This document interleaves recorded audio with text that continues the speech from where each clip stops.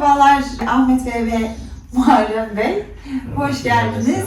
Kaç gündür bizimlesiniz? İlk önce bunu sormak istiyorum. Yani İstanbul'a geldiniz, işleminiz başladı ve kaç gündür buradasınız? 17 gün oldu. 17 gün mü oldu? 17 gün oldu. Bir de sizin bu 17 gün ne maceralar yaşadık ona girmeden önce bir de bunun bir öncesi vardı. Bir sene önce konuşmuştuk Evet. değil mi biz? Bir senedir Doğru. görüşüyoruz. Geleceğiz, gelemiyoruz, uçaklar iptal oluyor, yollar kapanıyor. Sonra buraya geldiniz, neler yaşadık? Bir kısa bir anlatabilir misiniz? Neler yaşadık? Covid olduk. Birinci seansımızdan sonra Covid olduk. 10 gün karantinaya girdik. 10 günü atlattık. Çıktık, şu an burada oturuyoruz. Yani şimdi şöyle, saç ekimi için geldik tabii. Bir senedir biz de çaba sarf ediyoruz. Korona işi bozdu ama buraya geldiğimizden itibaren hani karşılaştığınız, davranışınız, samimiyetiniz çok mükemmeldi. Yani çok rahat saç ederiz ekimine bu girdik. konuda. Zaten saç ekimi olmadan önce bir rahatlatıcı konuşmalar vardı, anlatmalar. Şimdi şöyle bir durumla karşılaştık. Yani herkesin saç ekimi biri olmuyor. Tabii. Çünkü herkesin kafa yapısı, derisi olsun. Bende öyle bir durum yaşandı. Muharrem Bey'in de hiçbir şeyi yoktu. Ben de Olanlar sonradan oldu. Ekim esnasında çok kanama oldu. Aha. Ama ekip o kadar profesyoneldik. Yani hiçbir sakin ortam, sohbet ortamına geçti. Yani o sancılar abartılı bir şekilde sancılar yoktu. Tabii yani hiç sancı yok desek yalan olur. Tabii. O grefleri alma esnası olsun. İlk iğne mesela uyuşturucu iğneler, ikinci iğneden sonra kafa rahatlıyor. Güzeldi, ortam çok sakindi. Sonra da öğrendim ki benim ekim esnasında çok kanama oldu. Zaten otele gittik. Muharrem Bey'den ilk 1,5 saat önce çıktı. Benim işlerim biraz uzadı. Ama sizin şöyle bir durumunuz da vardı. Biz hani ben ekime girmediğim için hani sağlıkçı olmadığım için o tarafa gitmiyorum ama sürekli sizinle alakalı inanılmaz kanaması var. Acaba kanında bir problem mi var? Bize işte belirtmediği bir rahatsızlığı mı var? Durumu yaşadık. Sonraki süreçte de sizle bunu konuştuk zaten. Evet bizi çok korkuttunuz ama hani sürekli bir size belli etmeden müdahaleleriniz yapıldı ve bu size yansımadı. Sonraki süreçte çok şükür ne baş dönmeniz ne başka bir şeyiniz oldu. Yoktu, hiçbir rahatsızlık yoktu. Ekim esnasında da yoktu. Zaten otele geçtik. Yani otel zaten herkes saç ekimi için gelmiş. Hı hı. Gruplar da vardı. Abiler, güzel abilerle de, insanlarla da tanıştık, Hı hı. gördük. Benim işte akşam kanamam durmadı. Sızıntınız Ve sızıntım oldu, oldu. Sızıntı ve ağrılar vardı. Tabii size hemen, siz zaten ilk günden itibaren, hastaneye terk ettiğimiz günden itibaren iletişim içindeydik. Soruyordunuz, resim Hı hı. gönderimine durum nasılsınız? Bu kanama olunca ertesi gün bayağı bir çok görüntü güzel değildi. Hani etrafımda 10 kişi var, herkes çok güzel bir ekim geçirmiş gibi duruyor. Bende sızıntı vardı, hemen ertesi gün müdahale edildi. Yani o çok önemli bir durum. Yani saç ekimini yaptırdın mı, ekimin iyi olması ve ekimden sonra iletişim kesmemesi çok önemli. Yani siz sağ olun hemen hastaneye çağırdınız, tekrar müdahale ettiniz. O ilaç ve yağlı krem sürdünüz, orada sıkıntı olmazdı ekim yerinde. Tabii akşama kadar o ilacın Ertesi gün başka bir macera. yani ertesi gün yeni bir macera. Bu sefer buralar sararmaya durdu. Biz şimdi korktuk yani iltihap mı oldu, Biz de yara mı oldu? Otelde oturuyorum, abiler 10 kişi etrafında hepsi bana bakıyor. Kimse bir şey demiyor. Kaç kreft sayısı muhabbeti. Yani güzel yapmışlar. Bana gelince susuyorlar. Akşam iyice buralar sararınca şimdi resim çektik. Bakıyorum ya bu artık normale benzemiyor. Size tekrar resim gönderdim.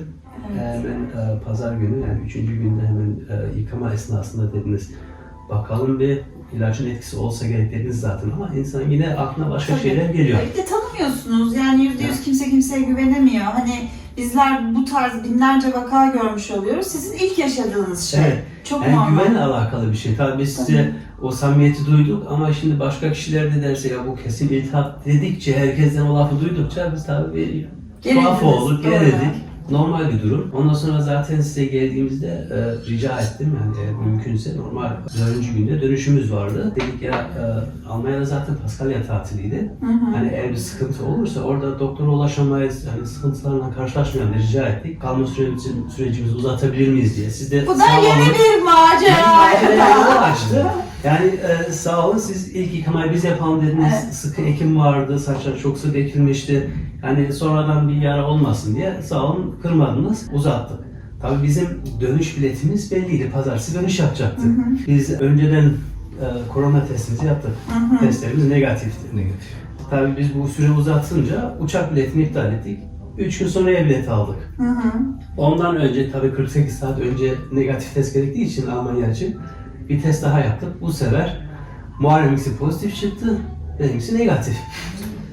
Ondan sonra hemen biz tabii size son yıkamaya geldiğimiz günde iki alışveriş yaptık, otele girdik. Hemen resepsiyonda sakın bir yere ellemeyin, sosyal mesafenizi koruyun. Biz dedik ne oluyor ya? Pozitif çıktığında haberimiz yok. Hemen karantina odasına aldılar. Durumu anlattılar tabii. Otel ekibi de sağ olsun. Çok anlayışlıydı dedi yani sakin olun, yani korkacak bir durum yok. Hani güzel bir karantina odasına da yerleştirdiler dediler biz sizinle ilgileneceğiz. Yani hiç sıkıntı yaşamayacaksınız. Oradan da bir rahatlama oldu. Tabii biz hemen ikinci test yaptık dedik yani belki test yanlış pozitif çıkmıştır çünkü 2 gün önceki testimiz negatifti. Ameliyattan gelmeden önce negatif testimiz vardı. Bir test daha yaptırdık. Negatif çıktı dedik şükür. Ama ne Tabii oldu? yanlışlık var zannettik. Hemen Yalancı negatif diye sayıyor. bileti biz açığa aldık. Negatif çıkınca tekrar bir bilet daha aldık. Biliyorum ben sürekli Evet. bir bilet aldım. Biletler ikide bir Türk Hava Yolları Aynen. içindeydik. Aynen. Ondan sonra ben durumu şöyle sandım. Tabii Muharrem önce kabul etmediler. Yalancı negatif diye. Dedim tamam bu mecbur karantinaya girecek. En azından sandık ben dönüş yapabilirim. Ama ben de temaslı kişi olduğum için testlerin negatif olmasına rağmen ben de karantinaya girme zorunda kaldım. Öylelikle bir karantina maceramız oldu. Macera yaşadık. Eee, Unutulmayacak bir macera yaşadık. Yani Biz de.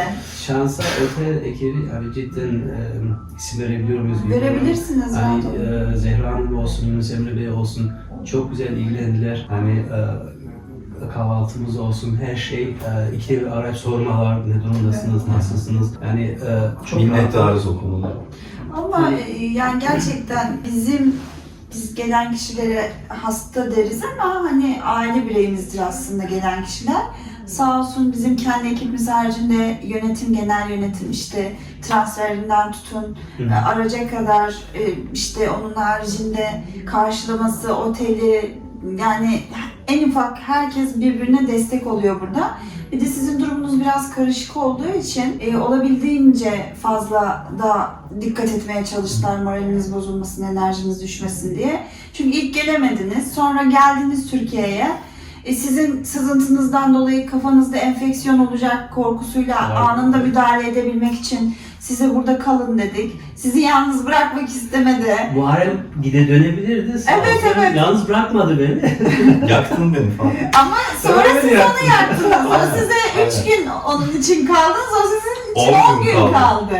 Evet. Sonra bir de o değil, ötekisini söyleyin. Dün beni arayıp ne dediniz? Ya biz sandık ben karantinada erken çıkış yapabildim 7. günden Aha. sonra. Hani düşünüp de aksilik olursa diye işe bilgisayarını getirdim. Otelde çalışma imkanı sağlandı. İnternet bağlantısı üzere olsun. Ondan sonra tam Muharrem karantinada çıktı.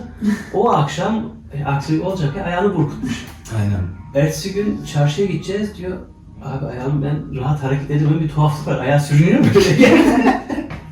Parmaklarını kaldıramıyorum. Yani şimdi Esra Hanım'ı arasak mı, aramasak mı? Şimdi yani her gün bir yeni macerayla uyanıyoruz burada.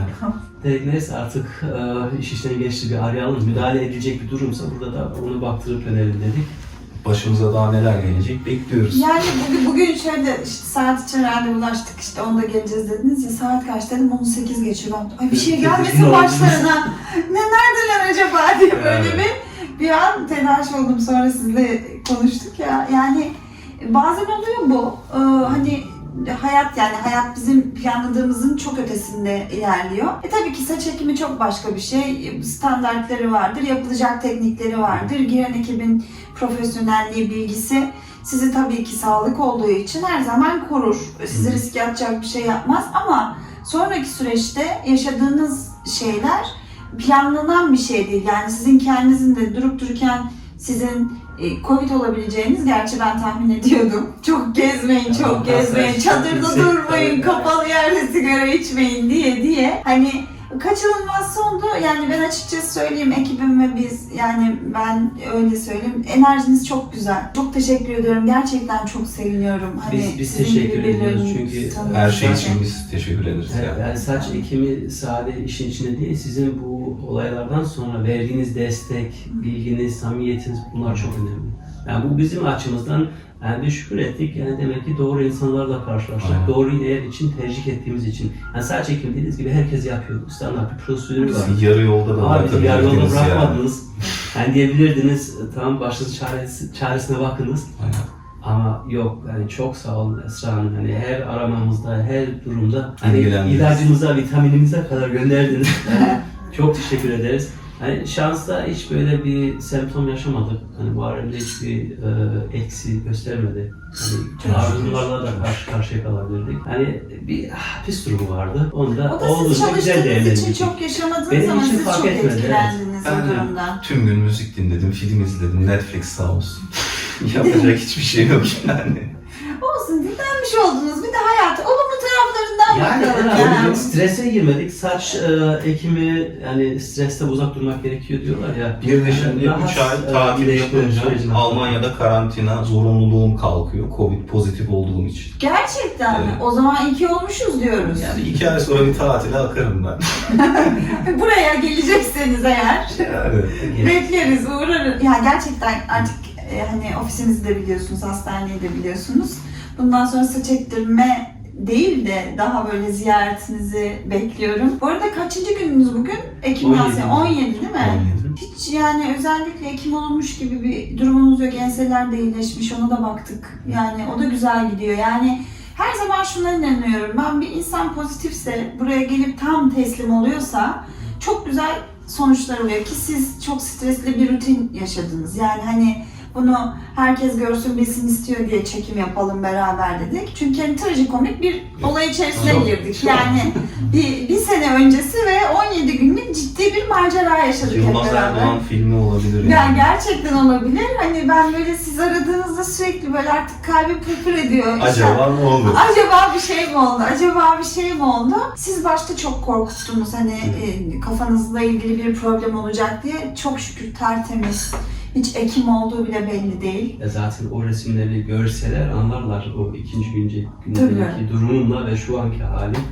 Yani dünyalar kadar fark var. Ya işte bu birazcık da yani mesela internette araştırma yapsaydınız ya da oradaki insanların etkisinde kalsaydınız, mizacınız da ters olsaydı açıkçası ve bize inanmıyor olsaydınız Aksi bugün bu durum dostluk, olabilirdi. bu samimiyet Yani kurulamazdı. Aynen. Yani bize gerçekten inandınız, güvendiniz, çok sağ olun. Hani biz de dedik ya biz böyle önemsiz, ben size tabii ki ilk önce moraliniz bozulmasın diye geldiğinizde de söylüyordum ya. Fotoğraflarda kötü gözüküyordu. Ama ben yine de sizi hani biraz aşağıya çekmemek adına hep pozitif konuştum ama geldiğinizde gerçekten düzelttik. Hemen bir daha Yani gelmiş o güzel bir şey. Şu anda da böyle ilk gelir gelmez gördüğümde de içime bir dedim oh yani bundan sonra saçla ilgili hiçbir sıkıntınız olmaz. Zaten sayılarınız da yüksek. Hiçbir sıkıntınız olmayacaktır. Sadece stresten 10 gün daha yatarken dökmeyin saçları, stres yapmayın. Bir 10 gün daha karantinanız var sizin çünkü Strese Almanya'ya girsek, dönünce. ekleyen saçlarımız dökülecek. Yani rahattık biz. Yani rahat. Olacaklar olacakmış. Aynen. Yapacak bir şey yok yani. Değiştiremeyeceğiniz bir durum varsa strese gerek yok. Yani elinizde olmayan bir şey. Ya bir de bu artık kaçınılmaz bir durum. Yani hani dediğimiz gibi Covid yaşamayı öğreneceğiz. Bununla yaşamayı öğreneceğiz. İşte bağışıklık sistemimizi biraz yükselterek hiçbir semptom göstermeden çok şükür işte vitamin takviyeleriyle biraz da işte sağlıklı beslenmeyle atlattık bunu. Ben gerçekten çok mutluyum. Yarın gidiyor musunuz inşallah? Testimiz negatif Ya çıkarsa zaten gidiyoruz evet. soruyorlar ne zaman dönüş diye yani gün belirleyemiyoruz artık. Aynen şu an bekliyoruz her an her şey olabilir yani. Yok. İnşallah aksilik olmazsa yarın sabah Yani döneceğiz. sabah 10 gün karantinaya gireceğiz. Ondan sonrası Ondan sonra. Ondan sonrası rutin hayata devam. işte o karantinadan sonra rutin hayata geçince de her ay bizi unutmayın fotoğraflarınızı atın da. Olur mu? Zaten 17 gün Zaten- kaldık yeter. Aynen. Daha da bir şey yapmam demeyin. Bir sene boyunca sizi takip etmemiz gerekiyor biliyorsunuz süreçte. Buna bize böyle her ay güzel güzel fotoğraflar atarsanız çok sevinirim. Gerçi yazın tatile geldiğinizde de bekliyoruz. Haricinde işte PRP ve mezoterapi işlemlerimizi de yaparız beraber. Ya vallahi ikisi tanımışız denecek hiçbir şey yok. Aynen. İyi ki sizi seçmişiz diye Evet. ne diyelim yani. Teşekkür ederim. Tavsiye eder misiniz saç ekimini? Gerçek manada soruyorum. Yani korkulacak bir şey mi anlattığı kadar insanların? Ki siz gerçekten Yok, sıkıntı yok. yaşadınız. Benim açımdan ben uyudum yani. Ben hiç farkına varmadım. Ben uyandığımda iş bitmişti o yüzden. Ben yorum yapamıyorum. Ya şimdi şöyle yani sancılar abartılı şekilde değil. Yani otelde de bazı abiler anlattı. Onlara çok sancılıydı dediler. Bilmiyorum artık neden. Yani belki vücutta da değişebilir. Ya biz bir de ağrısız Yani- anestezi kullanıyoruz ya, o özel bir aleti, püskürtmeli bir alet var. O da biraz hafifletiyor bu acıyı. Bir de kişinin acı eşiği tabii ki önemli. Yani yoksa biz de mucize yaratmıyoruz. Bir de işlemi yapan kişinin kesinlikle anestezi uzmanı olması lazım. Yani kalkıp hani bu iş tabii ki herkes her işleme sağlıkçı girmek zorundadır ama hani anestezi yapmayı bilmeyen birine bunu yaptırmaya deneme olarak dahi olsa, öğretmek anlamında da olsa neticede canınız acıyor. Tabii 6-8 saat bir süreçten geçiyorsunuz. Tabii.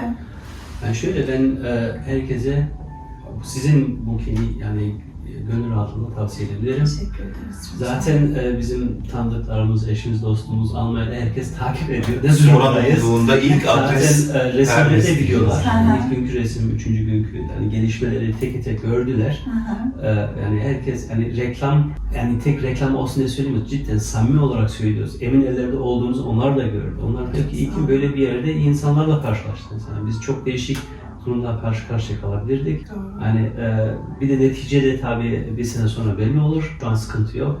Hani bizim fazla ikna etmeye gerek yok. Yani bizim olmayacak. hikayemizi duyan zaten ikna oldu. Zaten sıraya bekleyen kişi çok Şey. tanıdıklar da var. Diyor siz bir ektirin diyorlar zaten. Bir de burada gördüğümüz samimiyeti, ilgiyi gördükten sonra hani onlar da gönül rahatlığıyla geleceklerini düşünüyoruz. Çok sağ olun. Siz de bekliyoruz tekrar.